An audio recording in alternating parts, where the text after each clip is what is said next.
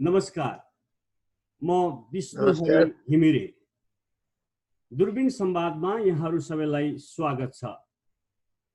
आज दूरबीन संवादमा हाम्रो अतिथि हुनुहुन्छ नेपालका पूर्व प्रधानमन्त्री तथा नेकपाका वरिष्ठ नेता झलनाथ खनाल। पूर्व प्रधानमन्त्री, स्वागत छ यहाँलाई कार्यक्रममा। धन्यवाद। अमेरिकामा बस्नुभएका सबै नेपालीहरूलाई धेरै धेरै धन्यवाद र अभिवादन। आरामै हुनुहुन्छ? यो कोरोनाको महामारी विश्वभरि छ, कस्तो छ तपाईको दैनिकी? कसरी दैनिकी फेरिएको छ अहिले? अब अहिले सिङ्गो विश्व नै यो कोरोनाको महामारीको प्रकोपबाट चाहिँ अत्यन्त आक्रान्त छ। अत्यन्त शक्तिशाली देशहरू समेत पनि त्यसबाट आक्रान्त छन्। हाम्रो देश त लिस्ट डेभलप कन्ट्री हो। हामीसँग राम्रा पूर्वाधारहरू अझै बनाइसकेको अवस्था थिएन। खास गरिकन स्वास्थ्यकै पूर्वाधारहरू पनि राम्रोसँगले बनिन सकेको अवस्था हो। त्यो कारणले पनि हामी बढी आक्रान्त हुनु स्वाभाविक छ। र अहिले यो महामारीको प्रकोपको बीचमा सिङ्गो देश 70 दिन अगाडिदेखि लकडाउनमा छ। हामी सबै लकडाउनमा छौँ र दैनिक प्रक्रियाहरू चाहिँ अब बिहान उठ्यो अनि त्यस पछाडि योगा गर्यो, अलिअलि एक्सर्साइजहरू गर्यो, अनि त्यस पछाडि टेलिभिजन हेर्यो, पत्र पत्रिकाहरू पढ्यो, अलिअलि अध्ययन गर्यो, अलिअलि लेख्यो। यसो गर्दै गर्दै हाम्रा दैनिकीहरू बितिरहेका छन्। हजुर, निश्चय पनि तपाईहरुको दैनिकी त्यति असहज नहोला, तर जो सर्वसाधारण हुन्छ, जो क्वारेन्टाइनमा हुन्छ, उहाँहरूले चाहिँ अलिक गाह्रो भयो भन्न थाल्नु भएको छ। त्यो खबरहरू तपाईहरुलाई पनि आएको छ? बिल्कुलै आएको छ, देशभरिबाट आएको छ। खास गरिकन सहरी क्षेत्रबाट बढी मात्रामा आएको छ।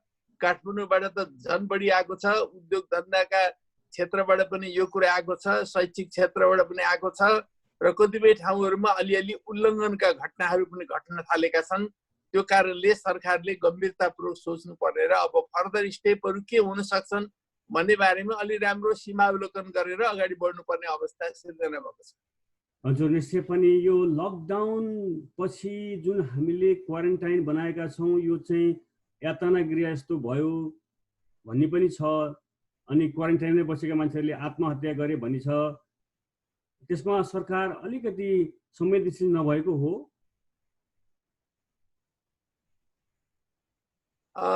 खास गरिकन क्वारेन्टाइन जो बनिरहेका छन् ती हतारमा राम्रो सामग्रीहरू पनि प्रयोग नगरिकन जुन ढङ्गले बनेका छन् वास्तवमा ती कच्चा खालका छन्। त्यो कारणले गर्दाखेरि कतिपय मानिसहरूलाई त्यस्तो अनुभूति हुनु एकदम स्वाभाविक छ। जेल जस्तो अनुभव भयो भन्ने खालको धेरैतिरबाट आएको छ। त्यसकारणले त्यसलाई अझै इम्प्रुभ कसरी गर्न सकिन्छ, सच्याउन कसरी सकिन्छ, त्योभन्दा बेटर कसरी बनाउन सकिन्छ, सरकारलाई हामी त्यो भनिरहेका छौँ। सरकार पनि त्यो प्रयत्न चाहिँ गरिरहेको छ। तर पनि अहिले भारतबाट जति ठुलो मात्रामा नेपालीहरू घर फर्किने खालको अवस्था बनिरहेको छ, त्यो घर फर्किने ठुलो हुललाई एकैचोटि व्यवस्थापन गर्न चाहिँ सरकारले राम्रोसँगले सकिरहेको छैन। त्यसले गर्दाखेरि यी समस्याहरू बढी उत्पन्न भएका छन्। जस्तै जनताहरू लगभग 70 दिन लकडाउनमा छन्, उद्योग कल कारखाना बन्द छ। भर्खरै मात्र अर्थमन्त्रीज्यूले जेठ 25 भित्र कर तिर्नु नत्र तपाईहरुलाई जरिवाना गर्नेछौँ भनेर भन्नुभएको छ। यो त्यति न्यायसँग देखिँदैन होइन र?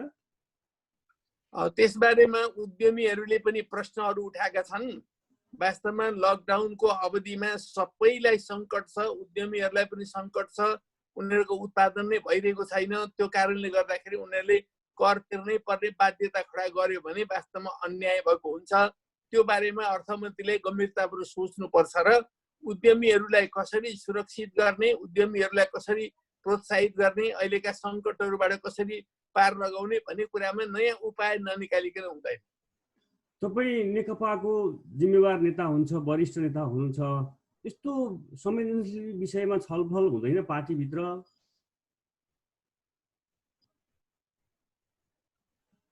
खास गरिकन यो मामलामा अलिकति मैले भन्नुपर्ने हुन्छ विष्णुजी, हाम्रो सरकारले पार्टीसँग जति मात्रामा सरसल्लाह गरेर चल्नुपर्ने, नीति र कार्यक्रम ल्याउँदा पार्टीसँग जति गहिरिएर सरसल्लाह गरेर ल्याउनु पर्ने, त्यसै गरी बजेट ल्याउँदाखेरि पनि पार्टीसँग जसरी सल्लाह गर्नुपर्ने कतिपय कर प्रस्तावहरू गर्दाखेरि भोलिका अवस्थामा के हुन सक्छन् त्यसबारेमा कमसेकम ठोसै ढङ्गले तथ्याङ्कै अगाडि सारेर कुराकानी गर्न नसकिए पनि सैद्धान्तिक बहसहरू गर्न सकिन्छ, नीतिगत बहस गर्न सकिन्छ। त्यस्तो खालको कुराहरू जति मात्रामा गर्नुपर्ने त्यति मात्रामा सरकारले गरिरहेको छैन। त्यसको परिणाम पनि यस्ता खालका कतिपय कमजोरीहरू भएका छन्। जस्तो मिलेनियम च्यालेन्ज कर्पोरेसनकै बारेमा पनि हाम्रो पार्टीमा अझै टुङ्गो लागि नसकेको विषय नीति कार्यक्रममा आयो। हामीले प्रधानमन्त्रीलाई स्पष्टीकरण माग्नुपर्ने स्थिति आयो। त्यसै गरी बजेटमा पनि त्यही कुरा अरू फेरि घुमाइ फिरे आयो। फेरि अर्थमन्त्रीलाई स्पष्टीकरण दिनुपर्ने स्थिति उत्पन्न भयो। यो खालका केही कन्ट्राडिक्टरी कुराहरू भएका छन्। तर यसलाई प्रधानमन्त्रीले सच्याउनुको कुनै विकल्प छैन। उहाँले सच्याएर जान सक्नुपर्छ, तब मात्रै नेतृत्व चाहिँ प्रभावकारी हुन सक्छ। अब अहिले सामाजिक सञ्जालहरू विशेष गरी सरकार फजुल खर्च बढाउने, विलासितामा रमाउने, यस्तो सङ्कट छ देशमा। राष्ट्रपति कार्यालय, मन्त्री क्वार्टरमा यो सुविधाहरू थप्ने, तर जनताको लागि सोच्दै नसोच्ने यो जुन नेकपाको सरकार छ त्यो जनताको लागि सोच्ने सरकार भएन भनेर आरोप लगाउने गरेका छन्। के भन्नुहुन्छ यस्तो आरोपको लागि? अहिले मानिसहरू सरकारका कदमहरूलाई गम्भीरतापूर्वक हेरिरहेका छन्, पाइला पाइला हेरिरहेका छन्। वास्तवमा मुलुक ठुलो सङ्कटको अवस्थाबाट गुज्रिरहेको छ, विश्व नै सङ्कटको अवस्थाबाट गुज्रिरहेको छ। त्यसमाथि कोरोना पछिको अवस्था के होला भन्ने झनै सङ्कटको अवस्था छ। अर्थतन्त्र डामाडोलको अवस्थातर्फ गइरहेको छ। त्यसो हुनाले कसरी मितव्ययी ढङ्गले काम गर्ने हो भन्ने ठुलो समस्या अहिले आम राष्ट्रिय समस्याको रूपमा देखा परिरहेको छ। त्यो कारणले जुन खालका कमेन्टको कुराहरू गर्नुभयो ती कमेन्ट जायज छन् र त्यो कुराहरूको बारेमा गभर्मेन्टले राम्रोसँगले सोच्नै पर्छ। अब अलिकति अर्को प्रसङ्गमा जाउँ। तपाईँले हिजो मात्र एउटा वक्तव्य जारी गर्नुभएको छ। नेकपाकै सरकार छ, सरकारले आफूले छानबिन सुरु गरिसकेको भनेको छ यो सोती घटनाको विषयमा। तपाईँले त्यसको न्यायिक छानबिनको लागि भनेर वक्तव्य जारी गर्नुभयो। त्यो के रहेछ त्यो भित्री पाटो? के तपाईँले कुनै सङ्केत पाउनु भएर त त्यो वक्तव्य जारी गर्नुभयो होला? त्यो घटनालाई तपाईँले कसरी निहालिरहनु भएको छ? त्यो घटना आफैमा अत्यन्त जघन्य घटना हो। मानिसहरू चाहिँ भाग्दा भाग्दै नदीमा हाम फाले न, त्यो कारणले गर्दा मरे भन्ने खालको कुरा पनि आएको थियो। तर वास्तवमा त्यस्तो होइन रहेछ। बोरामा कोचेर हात खुट्टा बाँधेर अनि त्यसरी चाहिँ फालिएको अवस्थामा चाहिँ नदीबाटै मान्छेका लासहरू निकालेर प्रमाणित भइसकेको अवस्था छ। त्यसकारण त्यो योजनाबद्ध ढङ्गले गरिएको काम हो भन्ने कुरा देखिन्छ। त्यो एकजना व्यक्तिले एउटा परिवारले मात्रै गरेको पनि होइन। त्यो क्षेत्रको त्यो परिवारहरूले गाउँले नै त्यो ढङ्गले योजना बनाएर गरेको देखिन्छ। त्यसकारण त्यो ठुलो अपराध हो, नरसंहारको घटना हो। त्यो घटनालाई जति मात्रामा सुनिराखियो त्यो सुनिराखेर मात्रै मलाई चित्त बुझेन, वक्तव्य समेत दिन मन लाग्यो। त्यो कारणले वक्तव्य दिएर अविलम्ब यसलाई गम्भीरतापूर्वक लिन, गहिराईका साथ छानबिन गर्न र अपराधीहरूलाई कडाभन्दा कडा कारबाही गर्नुको लागि मैले सरकारलाई थप भन्न खोजेको कुरा मात्रै। यो अलिकति बाहिर शङ्का पनि आएको छ। त्यहाँ दुईजना गृहमन्त्री हुन्छ तपाईँहरूको पार्टीको, पूर्व गृहमन्त्रीहरू रुकुम र दुई ठाउँमाबाट जुन यो घटना भयो। गृहमन्त्रीहरूले के त्यस्तो कुनै सङ्केत पाउनु भएको छ? कुनै राजनीतिक रङ दिन खोजिएको छ त्यहाँ कुनै पार्टीले अथवा सत्तारूढ पार्टीले अथवा प्रतिपक्षी पार्टीले? होइन, स्वाभाविक रूपले घटना घटिसकेपछि मान्छेहरूले विभिन्न ढङ्गले इन्टरप्रिटेसन गर्लान्। तर यो घटनालाई कुनै पनि हालतले राजनीतिकरण गर्न मिल्दैन, गर्नु हुँदैन भनेर हामी भनिरहेका छौँ। सुरुकै दिनदेखि हामीले चाहिँ त्यो कुराहरू गरेका छौँ। कतिपयले त्यो ढङ्गले चाहिँ हत्या भएको होइन भन्ने खालको कुराहरू पनि ल्याए नि। त्यो ल्याइसकेपछि पनि वास्तवमा प्रमाणहरू हेरेर, तथ्यहरू हेरेर हामीले निष्कर्षमा पुग्नुपर्ने हुन्छ। घटना गम्भीर छ, धेरै मान्छेहरूको हत्या भएको छ।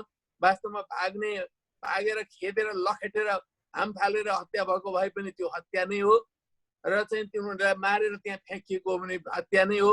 त त्यो मानिसहरू जो डुबेर मरेका हुन् भनेदेखि त पानी व्यापक रूपले पिएको हुन्छ नि।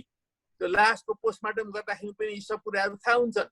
त्यसो हुनाले घटना चाहिँ धेरै नै गम्भीर भएको हुनाले यसलाई राजनीतिकरण गर्ने कुरा छैन। अहिले त संसदमा पनि हाम्रो सत्तारूढ दलका साथीहरूले पनि व्यापक रूपले विरोध भाषण गर्नुभएको छ, प्रतिपक्षले पनि गरेको छ, अरू सबैले गरेका छन्। अब दलित सांसदहरूले त नगर्ने कुरै भएन, उहाँहरूले प्राथमिकता साथ गर्नुभएको छ।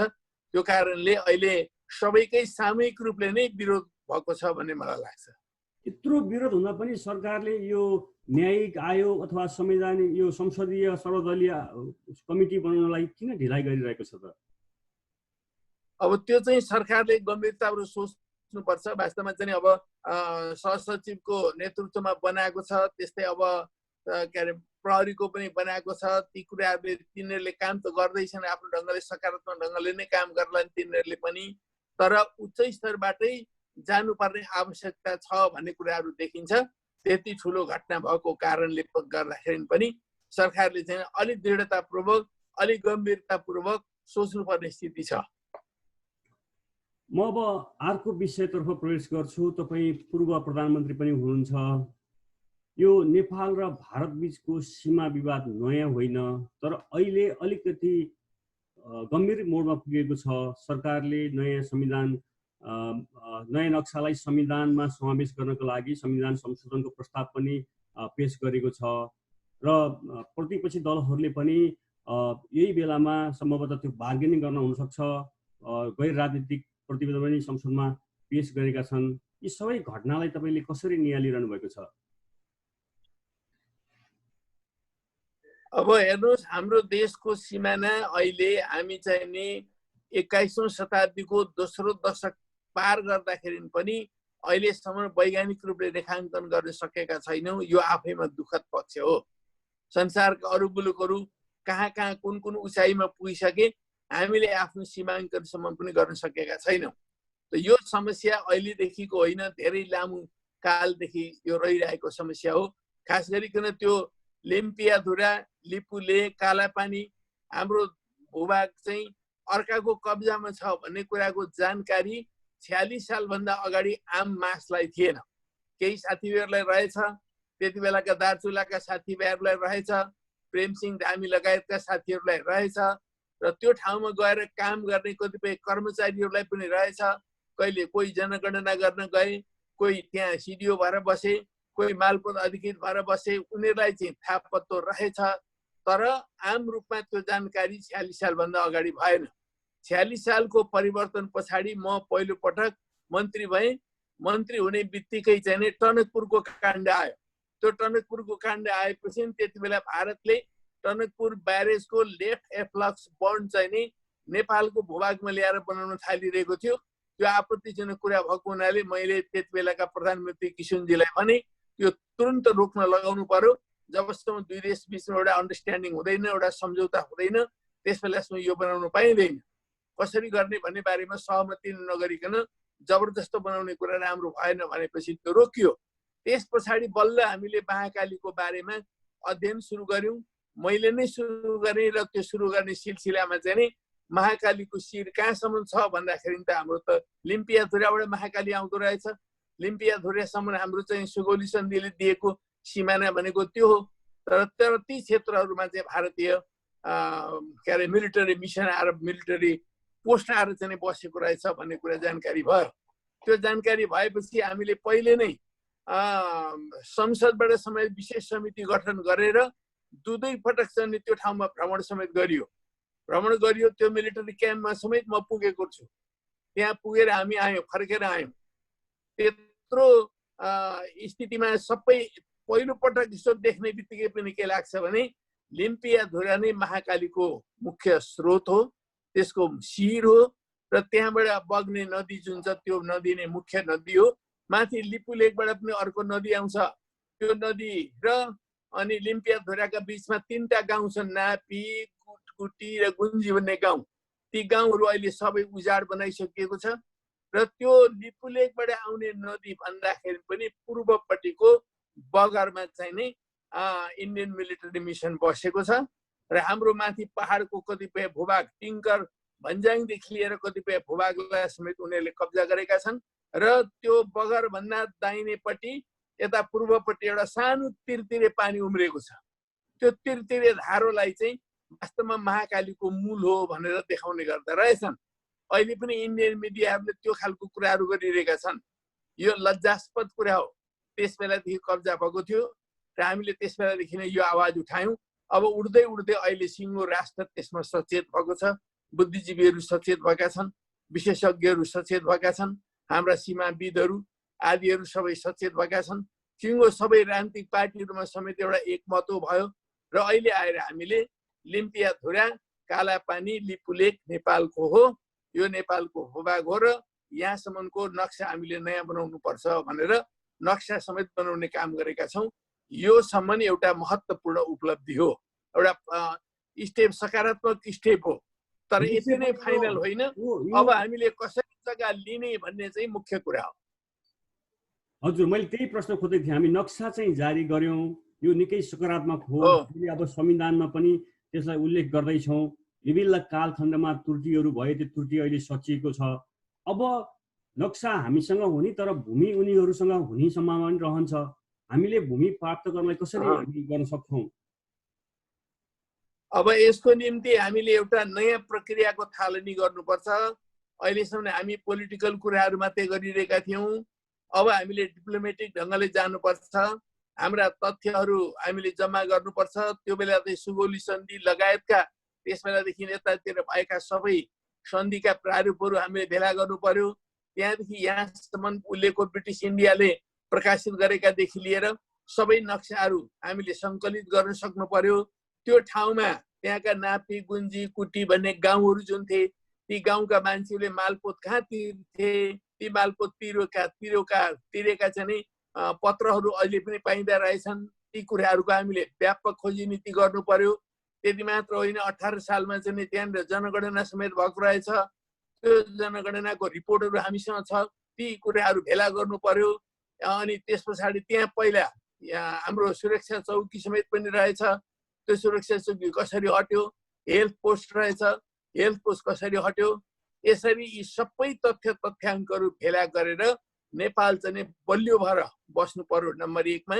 र नम्बर 2 मा हामीले उनीहरूसँग, खास गरी भारतसँग अरू आवेग आक्रोशमा गएर होइन, संयमित ढङ्गले तर अत्यन्त दृढताका साथमा भारतसँग हामीले वार्ता सुरु गर्नु पर्यो।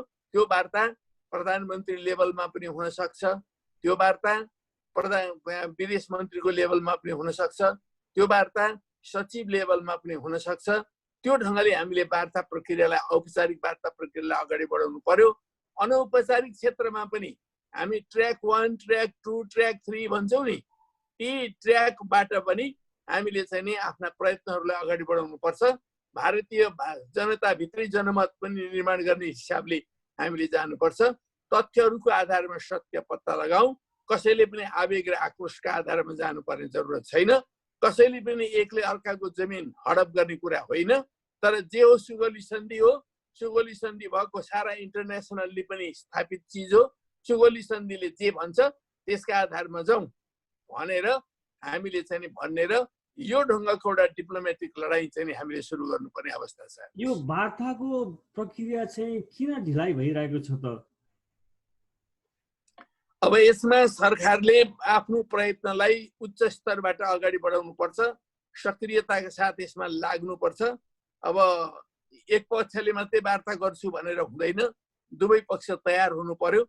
दुवै पक्षले तयार गर्ने हिसाब किताबबाट सिप, कला, कूटनीति सबै प्रयोग गर्न सक्नु पर्यो। त्यो कुरामा नेपाल सरकार चाहिँ नि सक्षम देखिन सक्नुपर्छ। उसको लागि एउटा अग्नि परीक्षा पनि हो। यो अग्नि परीक्षाको घडीमा सरकार चाहिँ नि उत्तीर्ण हुन सक्नुपर्छ। र त्यस हिसाबले अगाडि बढ्ने हो भने स्वाभाविकले वार्ताहरू हुन सक्छन्। मैले आजै मात्रै राजनाथजीको एउटा सानो कमेन्ट सुनिरहेको थिएँ। हामी नेपालसँग सम्बन्ध बिगार्न चाहँदैनौँ, हामी राम्रो सम्बन्ध चाहन्छौँ, हामी नेपालसँग वार्ता गरेर नै समस्याको समाधान गर्छौँ। जतिसुकै ठुला समस्याहरू भए पनि वार्ताबाट समस्याको समाधान गर्नुपर्छ भनेर कमेन्ट गरेको मैले आज मात्रै पत्रिकामा पढ्दै थिएँ। त्यसकारणले भारतमा पनि खालि हामीले चाहिँ नि शक्ति प्रदर्शन गरेर समस्याको समाधान गर्नुपर्छ भन्ने मात्र कुरा छैन। कतिपयको त्यस्तो कुरा छ, कतिपयले हामीले यो सीमा सवाललाई उठाएको कुरा चाहिँ चीनको उक्साहटबाट भएको भन्ने पनि कतिपयले भन्ने गर्छन्। तर विष्णुजी, हाम्रो देश भनेको दक्षिण एसियामा र संसारमा थोरै सधैँ स्वतन्त्र रहेका मुलुकहरू मध्ये नेपाल पनि एक हो र दक्षिण एसियामा कहिल्यै उपनिवेश नभएको मुलुक मध्ये नेपाल पनि एक हो। हामी यसमा गर्व गर्छौं। हामी कसैको उक्साहटमा चल्दैनौं। हामी आफ्ना खुट्टा टेकेर उभिन्छौं र आफ्ना दृष्टिकोण आफ्ना विचार दृढतापूर्वक अगाडि राख्छौं। यही सिलसिलामा हामीले लिम्पिया धुरादेखिको हाम्रो सिमानाको बारेमा पनि कुरा उठाएका छौं। भारतले अरु कुनै शक्तिको हात यसमा देख्नु बेकारको कुरा छ, तर भारत हाम्रो पनि मित्र देश हो र मित्र देशहरूको बीचमा मित्रतापूर्वक यी विषयमा छलफल गरेर समस्याको समाधान गर्नुको कुनै विकल्प छैन। हजुर, अहिले हामी दूरबीन संवादमा छौं। म विष्णुहरि घिमिरे र हामी आज कुरा गरिरहेका छौं पूर्व प्रधानमन्त्री तथा सत्तारूढ नेकपाका वरिष्ठ नेता झलनाथ खनालसँग। अब यो कोरोनाको संक्रमण, त्यसपछि यो सीमा विवाद, यो नक्सा प्रकरणपछि अहिले नेपालमा चर्चामा रहेको छ अर्को यो अमेरिकन सहयोग परियोजना मिलियन च्यालेन्ज कर्पोरेसन, जसलाई एमसीसी भन्ने गरिन्छ। यो निकै पेचिलो बन्दै गएको छ। विशेष गरी सत्तारूढ पार्टीमा दुई धार देखिएको छ र नेकपाले तपाईकै संयोजकत्वमा एउटा कमिटी गठन गरेको थियो। तपाईहरुले प्रतिवेदन त बुझाउनु भएको निकै लामो समय भइसक्यो, तर पनि त्यो प्रतिवेदन सार्वजनिक भएको छैन। यो परियोजना नेपालको लागि किन घातक छ? किन यत्रो ठुलो विवाद भइरहेको छ? वास्तवमा एउटा महत्त्वपूर्ण प्रश्न गर्नुभयो। तपाईलाई त्यसको लागि धेरै धेरै धन्यवाद छ। एमसीसी होस् अथवा अरु कुनै पनि प्रकारका सहयोगका कुराहरू हुन्, नेपालले धेरै देशहरूसँग आफ्ना मित्रताहरू पनि कायम राखेको छ र सहयोगका सम्बन्धहरू पनि विकास गरेको छ। त्यही सिलसिलामा अमेरिका पनि हाम्रो एउटा मित्र देश हो र अमेरिकासँग पनि हाम्रा राम्रा सम्बन्धहरू छन् र सहयोगका सम्बन्धहरू पनि हामीले विकास गर्नुपर्छ। अमेरिका जस्तो संसारको अति ठुलो महाशक्तिले नेपाललाई सहयोग गर्छु भन्नु उसको कर्तव्यको कुरा हो। हरेक विकसित मुलुकले नेपाल जस्तो अति विकसित मुलुकलाई, अति कम विकसित मुलुकलाई सहयोग गर्नुपर्छ, त्यो उहाँहरूको दायित्व हो। नेपालको अधिकारको कुरा हो कि उसले सहयोग लिन सक्छ, तर ती सहयोगहरू सम्मानजनक हुनुपर्छ, समानताका आधारमा हुनुपर्छ। दुईटा देशहरू ठुला वा साना हुन सक्छन्, शक्तिशाली या कमजोर हुन सक्छन्, साधन स्रोतहरूमा धेरै र थोरै हुन सक्छ, तर सार्वभौम सत्ता जतिसुकै साना ठुला देशहरू भए पनि समान हुन्छ र यो समानताको आधारमा यी सहयोगहरू बढ्नुपर्छ भन्ने मलाई लाग्छ। तर एमसीसी को सन्दर्भमा दुईटा कुराहरू छन्। हेर्नुस्, पहिलो कुरा, यो एमसीसी सम्झौता अमेरिकाको जो एसिया पेसिफिक रणनीति हो त्यो रणनीतिको अङ्ग हो भनेर अमेरिकी नेताहरूले नै पटक पटक भनेका छन् र उनीहरूले भन्दा भन्दै हामीले यो त होइन, आइपीएस को अङ्गसँग केही पनि होइन, यो द्विपक्षीय सहयोग मात्रै हो भनेर हामीले भन्न मिल्ने अवस्था छैन। त्यसकारणले उहाँहरूले आइपीएस को अङ्ग हो भनेको हो भने वास्तवमा आइपीएस भनेको त एउटा मिलिटरी स्ट्र्याटेजी हो। त्यो मिलिटरी स्ट्र्याटेजीमा हामीले संलग्न हुन मिल्दैन। नेपाल सानो देश पनि छ, दुईटा विशाल देशहरूको बीचमा पनि छ र हामीले सुरुदेखि असंलग्न परराष्ट्र नीति लिएर आएका छौँ।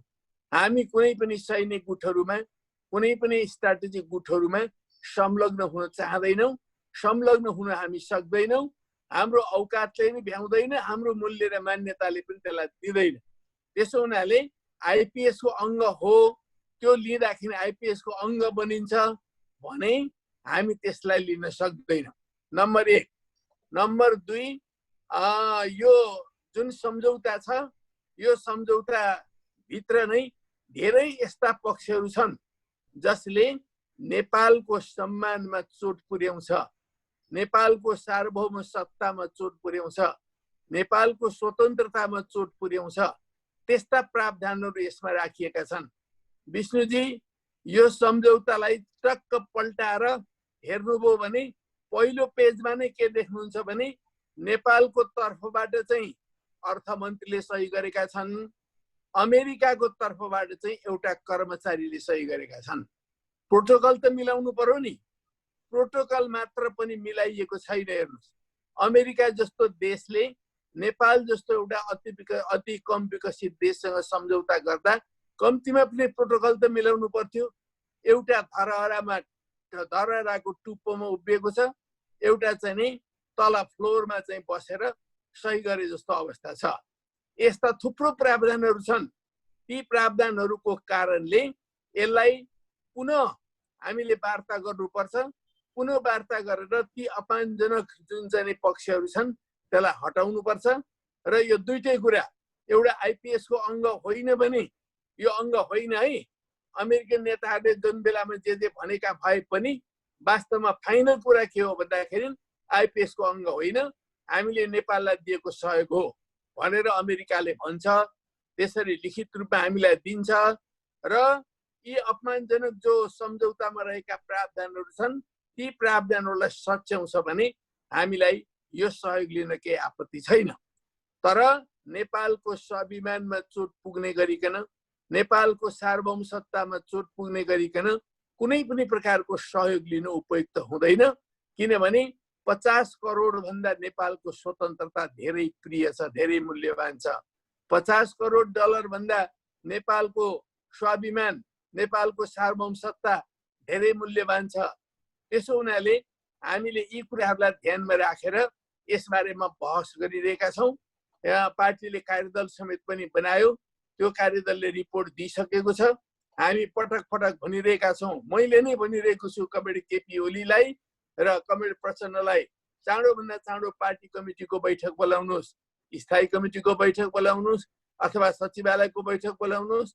त्यो बैठकबाट यसबारेमा निर्कोल गर्नुहोस्, छलफल गरेर हामीले लिने या नलिने, यो कार्यदलको रिपोर्टलाई के भन्ने त्यो बारेमा एउटा टुङ्गो गर्नुहोस् भनेर भनिरहेका छौँ। त्यो टुङ्गो गर्न पार्टीले ढिलाइ गरेको छ। त्यसले गर्दा विवादहरू विभिन्न ढङ्गले चाहिँ नि गइरहेका छन्। कहिले नीति कार्यक्रममा आउने, कहिले बजेटमा आउने जस्ता कुराहरू पनि भइरहेका छन्। तर चाँडोभन्दा चाँडो अब पार्टी कमिटीको बैठक बसेर यसलाई टुङ्गो लगाउने भन्ने एउटा समझदारी यो बजेटको बेलामा चाहिँ हाम्रो बिचमा भएको छ। अब चाँडै यसबारेमा एउटा टुङ्गो होला भन्ने म आशा गर्छु। सत्तारूढ नेकपाको आन्तरिक द्वन्द्व, पार्टीभित्रको जुन खिचलो छ नि, जस्तै यो लकडाउनको बेलामा पनि यो अध्यादेश आयो, एउटा शक्ति सङ्घर्षको खेलहरू भयो, तपाईँहरूको सचिवालयको बैठकमा दुईतिर भयो, उस्तै पर्यो भने सरकारै फेरिन्छ कि भन्नेसम्म पनि पुग्यो। त्यो आन्तरिक किचलोले पनि यो प्रोजेक्टलाई चाहिँ असर गरेको छ भन्ने आरोप पनि बाहिर छ। त्यस्तो हो? त्यस्तो होइन। यो प्रोजेक्ट चाहिँ वास्तवमा एउटा नीतिगत हिसाबले हामीले हेरेको हो, विश्लेषण गरेको हो। पार्टीभित्र आन्तरिक सङ्घर्षहरू चलिरहन्छ, अहिले पनि चलिरहेको छ, पछि पनि चलिरहन्छ। हेर्नुहोस्, आन्तरिक सङ्घर्ष अन्त्य हुँदैन। समाजमा जुन खालका द्वन्द्वहरू छन् त्यसको प्रतिबिम्ब पार्टीमा पनि पर्छ, त्यो चाहिँ अलग कुरा हो। तर एमसिसी को प्रश्न एउटा बेग्लै प्रश्न हो, त्यसमा पनि अब विवाद त रहन सक्ने भयो। हाम्रो प्रधानमन्त्रीले पटक पटक म यसलाई पास गर्छु भन्नुभयो, यो त अविच्छिन्न अधिकारको कुरा समेत गर्नुभयो।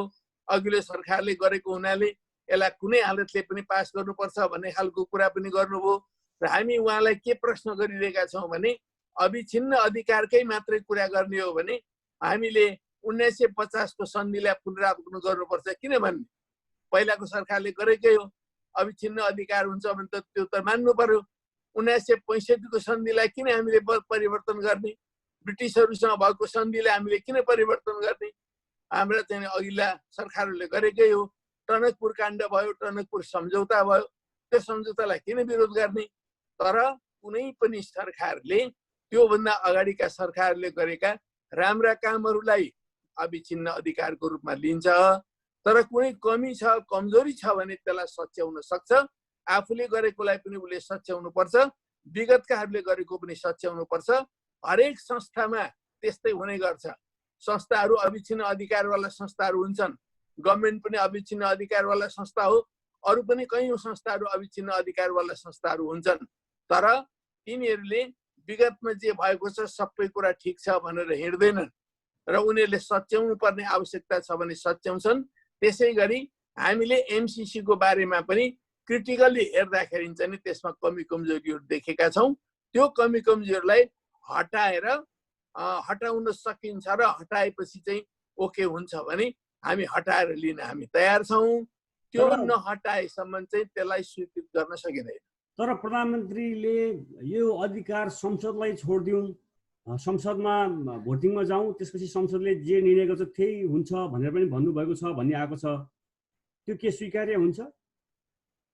त्यसो भए त संसदबाट सबै कुरा निर्णय गर्ने हो भने पार्टीहरू विघटन गर्ने भइहाल्यो। पार्टीको के भूमिका हुन्छ र?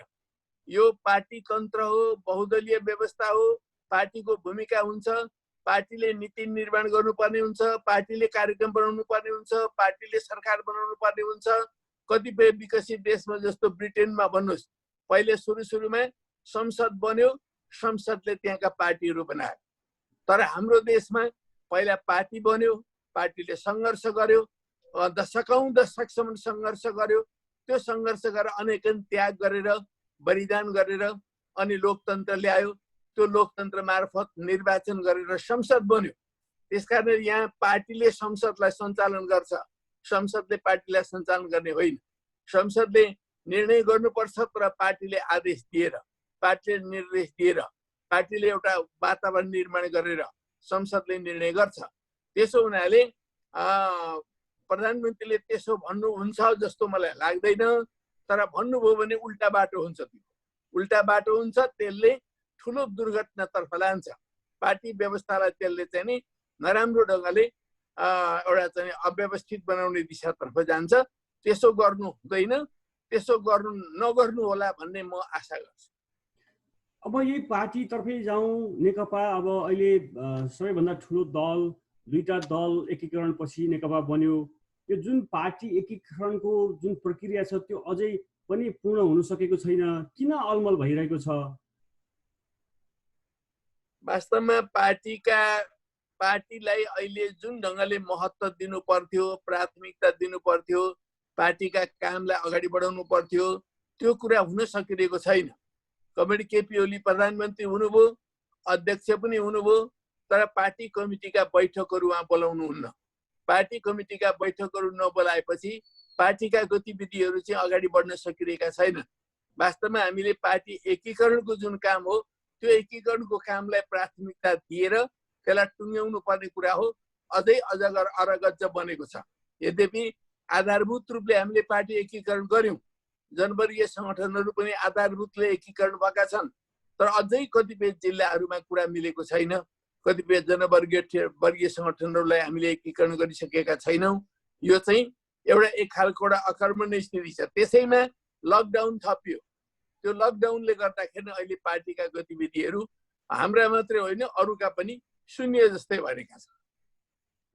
यो नेतृत्वको कारणले विशेष गरी कार्यकर्ता लेभलमा नाजावाफ हुनुपर्ने अवस्था पनि आएको छ भन्ने गुनासो पनि छ। जस्तै कतिपय भ्रष्टाचारको कुराहरू, कतिपय सरकारका कमजोरीको कारण चाहिँ कार्यकर्तामा झन् निराशा थपिएको भन्ने पनि आएको छ नि।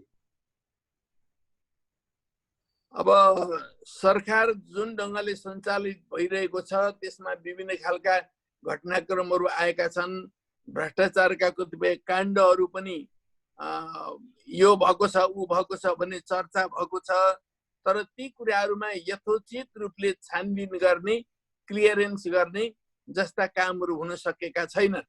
अख्तियार छ, अख्तियारलाई नै ती कुराहरू दिएर चाँडोभन्दा चाँडो छानबिन गरेर स्पष्टीकरण लिएर सबैलाई प्रश्न पारेदेखि पनि हुन्थ्यो। त्यस्तो पनि भएको छैन। त्यसले गर्दाखेरि कतिपय कुराहरूमा हामीलाई पनि बोल्न गाह्रो छ। सरकारले भ्रष्टाचार गरो यसो पनि हामी भन्न सक्दैनौँ। अब गरेन भनेर ढुक्क हुने स्थिति पनि छैन।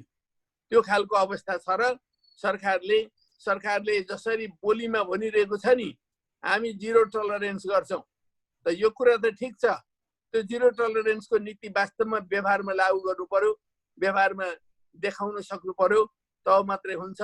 म पनि भ्रष्टाचार गर्दिनँ, अरूलाई पनि भ्रष्टाचार गर्न दिन्न भन्ने प्रधानमन्त्रीको भनाइ छ। भनाइ त ठिक छ, तर त्यस्तै भइरहेको छ कि छैन त व्यवहारमा भन्ने कुरा चाहिँ नि प्रश्न पार्नुपर्ने आवश्यकता छ। त्यस्ता कतिपय प्रश्न उठ्ने कामहरू चाहिँ भएका छन्। हजुर, एकपछि अर्को गर्दै ठुला भ्रष्टाचारका काण्डहरू सार्वजनिक भए र त्यसपछि प्रधानमन्त्रीले यो घटनामा भ्रष्टाचारै भएको छैन भनेर भनिदिनु भयो। त्यो त संवैधानिक आयोग अख्तियारले भन्नुपर्ने, अदालतले भन्नुपर्ने होला नि, हैन र?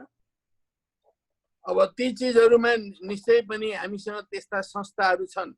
कुनै ठाउँमा कुनै प्रश्न उठ्यो भने त्यो प्रश्नको जवाफ कसले दिने भन्ने कुराहरुमा हामीसँग परिभाषित संस्थाहरू छन्। ती परिभाषित संस्थाहरू त्यस्ता कुराहरुमा बोल्नुपर्ने हुन्छ, उनीहरूले जिम्मेवारी लिनुपर्ने हुन्छ, उनीहरूले निष्कर्ष दिनुपर्ने हुन्छ। ती संस्थाहरू चाहिँ चुप लागेर बस्ने, तर अरूहरूले चाहिँ यस्तो हो उस्तो होइन भनेर चाहिँ जवाफ दिने खालको कुराहरू मिल्दो कुरा भइरहेको छैन। म तपाईको यो लोकप्रिय माध्यम मार्फत चाहिँ नि अख्तियारलाई भन्न चाहन्छु, अख्तियारले यस्ता कुराहरू जति पनि उठ्छन् ती कुराहरूमा हात हाल्नु पर्यो, अगाडि सर्नु पर्यो, सक्रिय हुनु पर्यो र छानबिन गर्नु पर्यो। छानबिन गरेर क्लियरेन्स गरिदिनु पर्यो। यी ठुल्ठुला जो चाहिँ नि सवालहरू उत्पन्न भएका छन् ती सवालहरूलाई स्पष्ट पार्ने काममा अख्तियारले भूमिका खेल्न सक्नुपर्छ। हजुर, म अब अन्त्यतिर आइरहेको छु। तपाईको धेरै समय लिन चाहन्न। म अहिले अमेरिकाबाट यो कार्यक्रम सञ्चालन गरिरहेको छु, त्यसकारण हामी प्रवासमा बस्ने नेपालीका बारेमा पनि यो समयमा तपाईसँग केही प्रश्नहरू राख्न चाहन्छु। जस्तै अब अहिले यो सत्तारूढ नेकपाले विदेशमा आफ्नो भातृ सङ्गठनहरूसँगको सम्बन्ध तोड्न लागेको हो? फेरि एकचोटि भन्नु त। जुन नेकपाले यो विदेशमा जुन प्रवासमा रहेका आफ्ना भातृ संस्थाहरू छन् उनीहरूको सँगको सम्बन्ध तोड्न लागेको हो? किनकि केही समय अगाडि अब प्रवासमा नेकपाको यो आधिकारिक भातृ सङ्गठनहरू नरहने भन्ने पनि खबर आएको थियो। त्यो चाहिँ के हो? त्यो होइन, प्रवासी नेपाली सङ्घ चाहिँ रहन्छ, तर प्रवासमा हामीले पार्टीका इकाइहरू पनि पहिला बनाउने गर्थ्यौँ। राखेर साथीहरूलाई भेला गरेर हामी पार्टी कमिटीहरू बनाउने गर्थ्यौँ। अब विदेशी भूमिमा पार्टी निर्माण गर्ने काम चाहिँ गर्नुहुन्न। त्यो कुरा हाम्रो नर्म्सले दिँदैन। वर्तमानदेखि भविष्यसम्म हामीले हेर्नुपर्छ। अरूहरूले पनि नेपालमा आएर इकाइ बनाउन थाल्यो भने त्यो कुरा हामीलाई पनि सही हुँदैन। अरूका भूमिमा पनि हामीले पार्टीका इकाइ बनाउनु हुँदैन भनेर हामीले त्यो कुरालाई स्टप गरेका छौँ। तर प्रवासी नेपालीहरूको जो समुदाय छ उहाँहरूका सामुदायिक सङ्गठनहरू बन्छन्। ती सामुदायिक सङ्गठनहरू नेकपासँग एट्याच भएर अगाडि बढ्छन्। प्रवासी नेपाली सङ्घ भन्ने जुन संस्था छ त्यो संस्था चाहिँ नेकपासँग एट्याच भएको संस्थाको रूपमा छ र त्यो सबै देशहरूमा चाहिँ नि विकसित भइरहेको छ। यसको अर्थ पार्टीको सोझै भातृ सङ्गठन हुँदैन तर शुभेच्छुक संस्था चाहिँ हुन्छ भन्न खोज्नु भएको हो? अब त्यसलाई भातृ सङ्गठन भने पनि शुभेच्छुक सङ्गठन भने पनि प्रवासी नेपाली सङ्घ भनेर चाहिँ रहन्छ। त्यसलाई हामीले भातृ सङ्गठन नै भने हुन्छ जस्तो अरू जनसङ्गठन जस्तै हो। त्यो पार्टी सङ्गठन चाहिँ होइन, तर त्यो जनसङ्गठन हो, सामुदायिक सङ्गठन हो। प्रवासी नेपाली समुदाय जो छ त्यो समुदायको सङ्गठन भएको हुनाले त्यो चाहिँ सामुदायिक सङ्गठन हो। अनि अर्को एउटा प्रश्न, सर्वोच्च अदालतले प्रवासमा रहेका विदेशमा रहेका नेपालीहरू जो नेपाली नागरिक नै हुन्, अहिलेसम्म नागरिकता त्यागेका छैनन्, उनीहरूलाई जो जहाँ छन् त्यहीँबाट यो संसदीय चुनावमा स्थानीय चुनावमा मतदानको प्रक्रिया मिलाउनु भनेर आदेश जारी गरिसकेको पनि धेरै वर्ष भइसक्यो, तर त्यो कार्यान्वयनमा आएको छैन। त्यसतर्फ किन त्यो पहल भइरहेको छैन? अब त्यो राजनीतिक रूपले यो कुरालाई अन्यथा लिनुपर्ने जरुरतै छैन। सम्पूर्ण नेपालीहरू जो प्रवासी नेपालीहरू छन् संसारका विभिन्न भागहरूमा बस्नुभएको छ, उहाँहरूको भोटिङ राइट छ। त्यो भोटिङ राइटलाई कसरी प्रयोग गर्ने, वास्तवमा त्यो प्रयोग गर्ने वातावरण कसरी बनाउने भन्ने टेक्निकल समस्या हामीसँग छन्। त्यो टेक्निकल समस्यालाई समाधान गर्नुको लागि अब आजको मोडर्न टेक्नोलोजी साइन्सलाई समेत प्रयोग गरेर हामीले चाहिँ एउटा व्यवस्था गर्नुपर्ने हुन्छ। त्यसमा निर्वाचन आयोगलाई पनि हामीले भनिरहेका छौँ। निर्वाचन आयोगले पनि वर्कआउट गरिरहेको अवस्था छ र सम्भवतः आगामी निर्वाचनसम्ममा एउटा उपाय निस्कन्छ। हजुर, अब मेरो अन्तिम प्रश्न, संविधानले पनि एनआरआईलाई दोहोरो नागरिकताको सुविधा दिएको छ, त्यो संविधानमा उल्लेख छ, तर त्यसको जुन यो नीति नियम बनाउने कुरा चाहिँ अड्किएको छ। अलिकति सत्तारूढ दल नै यो प्रवासमा रहेका नेपाली प्रति अलिकति चाहिँ नरम हुन नसकेको हो कि भन्ने पनि गुनासोहरू आएका छन्। तपाईँको पार्टीले के गर्छ अब यसमा?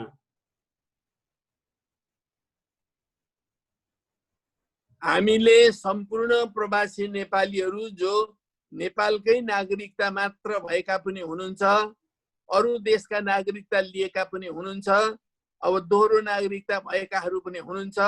उहाँहरूको सन्दर्भमा कसरी समस्या समाधान गर्ने भन्ने कुरालाई हामीले संविधानलाई नै आधार मानेर अगाडि बढ्नुपर्ने हुन्छ।